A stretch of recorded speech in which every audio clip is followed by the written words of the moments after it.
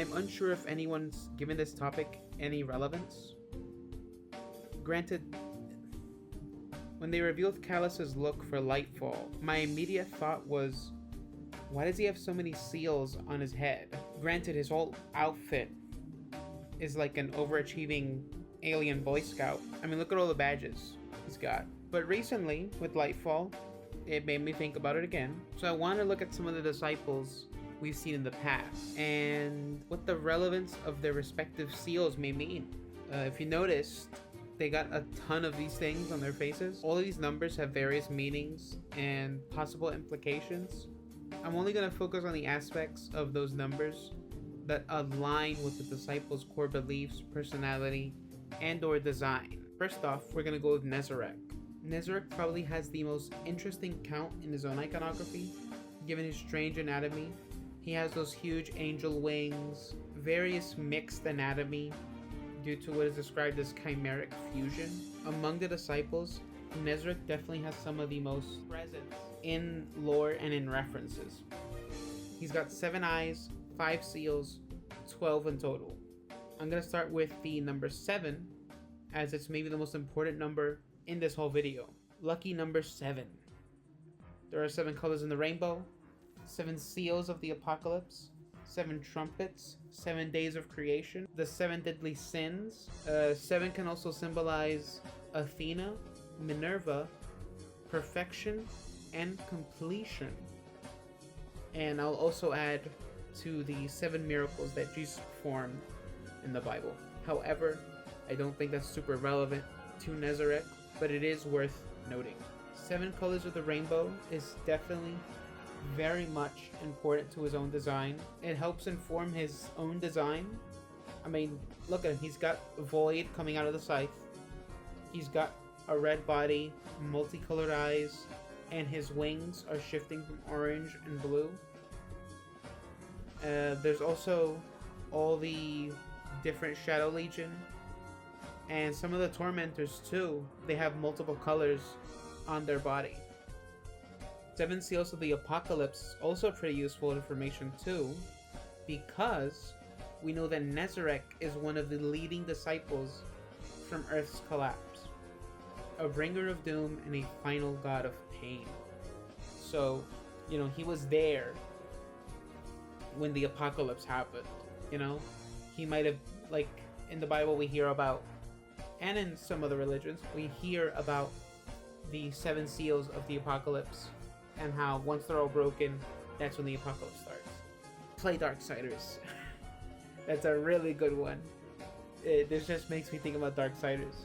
And he also has 5 symbols, as I said earlier. 5 seals. 5 is an interesting one too, because 5 is often associated with human perfection. Representing the anatomy, At 2 arms, 2 legs, 1 head, that's 5.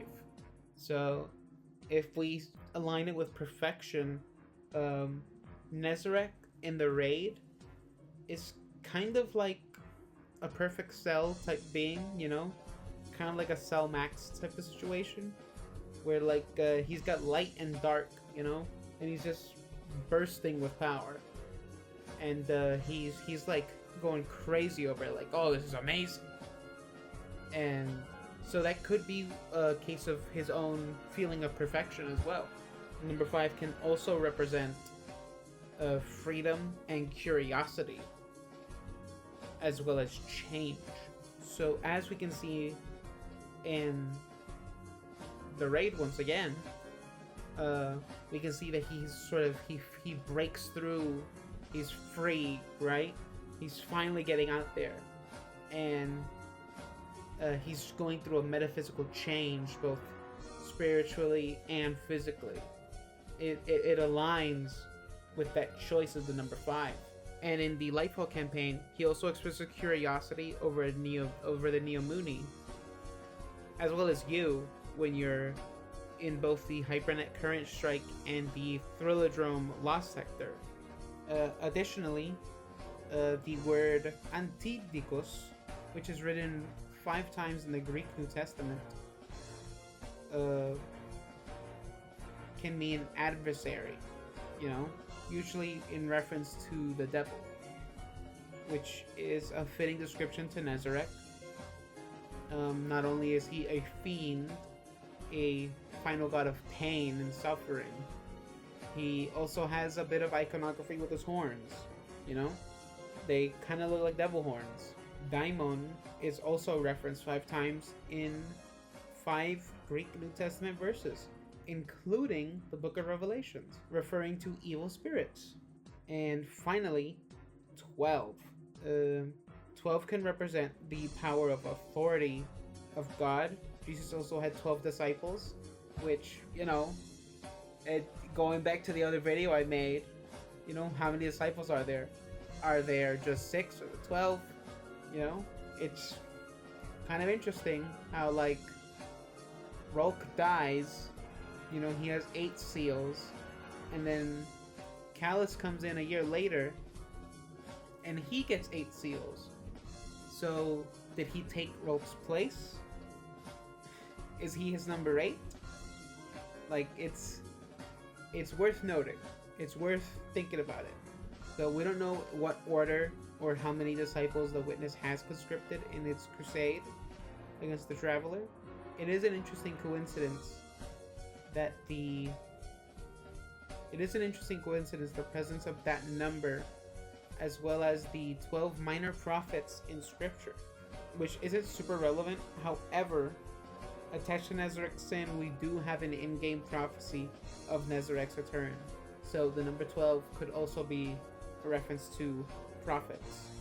There are also connections to magical symbolism, presenting perfection and cosmic order, which totally makes sense.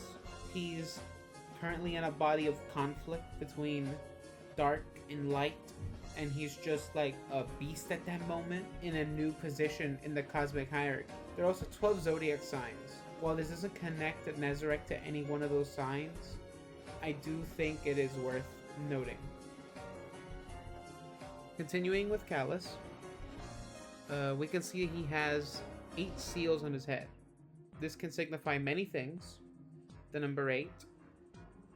I could share the significance from Pythagorean numerology, where the number represents prosperity and victory, which very much fits Callus's motif, growing fat from strength, being dripped out and all his wealth and stuff like that. An extremely prosperous emperor that in the end does lead the Witness to victory in Lightfall. He might have died before they won, but he still had the path open for them. The number 8 is also associated with power, strength, discipline, money, and abundance, as well as longevity and hard work, and biblically aligned with resurrection, which is parallel to Callus's rebirth as a disciple. Now, just as I did with Nezarec, I'll count his eyes, taking the total symbol count to 10, which is associated with perfection, creation, and manifestation. Awakening that can lead to understandings of life's purpose and destiny. Callus's arc across Destiny 2 has always been associated with his own personal awakening and rebirth, as well as a search for purpose and belonging. That was one thing that the Black Fleet gave to him when he was at the lowest point of his life, while in exile after the Midnight Coup. This takes us to the Season of the Haunted, as well as the exotic mission for a Dead Man's Tale,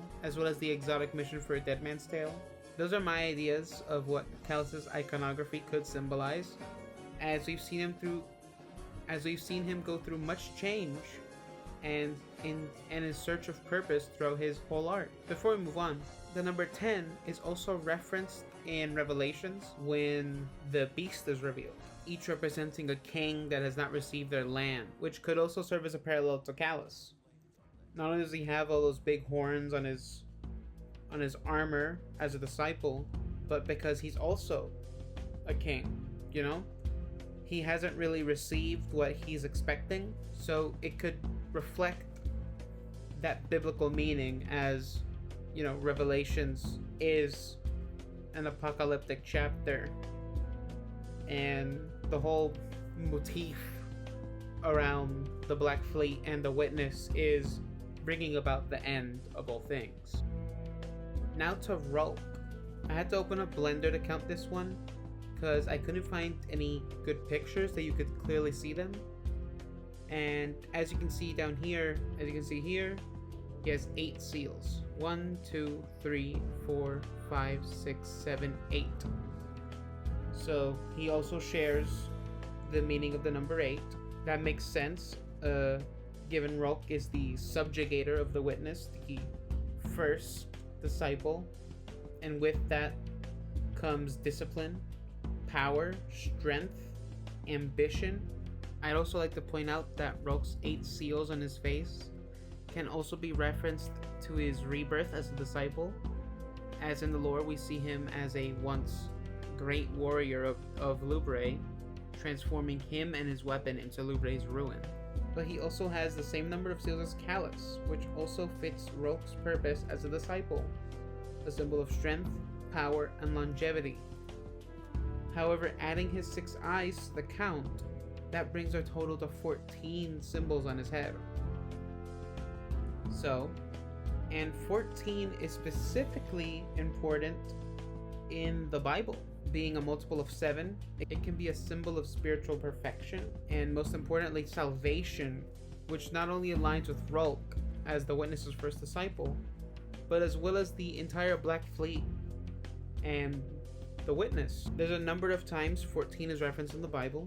I'm going to be talking about the Bible a lot with Rolk, because it's kind of like thematically appropriate for the character. Apostle Paul also has 14 epistles. There are also 14 books in the deuterocanonical books that are the Apocrypha.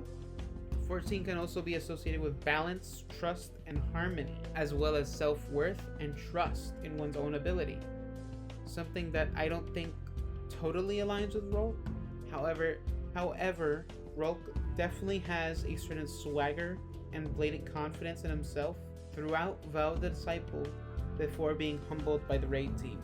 But it does lend to his more adaptable nature and independence in battle and lore. And I'll add this about Rolk too. He also has 6 eyes, and if you take a cursory glance at the Bible, you know that the mark of the beast is 666. Rolk is not only a beast, but a powerhouse who is known for delivering civilizations to their end. Also, I just want to point out the Akuma reference in his concept art. Like, this dude is a beast. You know? His final stand is like him entering his Satsuno Hado. As you can see, there might be even more nuance into these designs than you might have originally thought. There's so many things in media that makes it worth dissecting. To me, this is what helps make Destiny as interesting as it is. Having all these unique perspectives from religion, mythology, cosmology, and even astrology. And not to engagement farm or anything, but I am curious to hear if anyone can point out some other meanings I might have missed of these numbers. I can't cover them all because it's already a pretty long video, but it is what I think an interesting topic, and these numbers don't really have any confirmation in lore or in game about what they could mean and what they represent, but I mean, none that I can find anyway.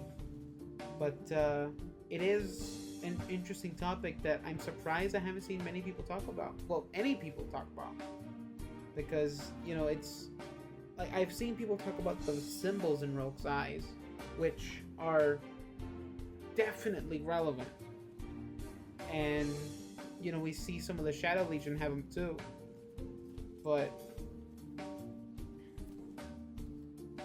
it is interesting to see how these might be connected to different types of religions and different types of beliefs, and it just goes to show that like if you want to make something like truly crazy like that, you kind of have to take a bit from everyone, but thanks for watching, and I'll see you in the next one. What do you want from me? We want the numbers, Mason. That's all we've ever wanted.